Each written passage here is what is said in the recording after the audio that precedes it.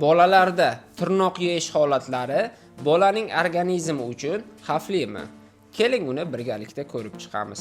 Odatda yosh bolalarda tirnoq yeyish odati kuzatiladi. Bu bolalar organizmida gijjalarning ko'payishi, bolaning terisida oq dog'larning tushishi va bola organizmida turli xil infeksiyalar tushishiga olib keladi.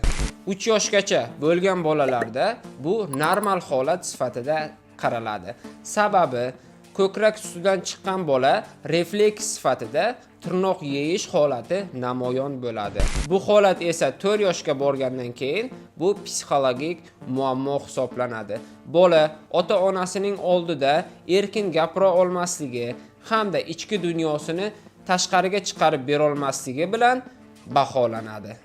Oilada farzandlar o'rtasida ota-onaning muvozanati buzilganligidan tirnoq yeyish odati shakllanadi va buning asosi ruhiyat bilan bog'liq.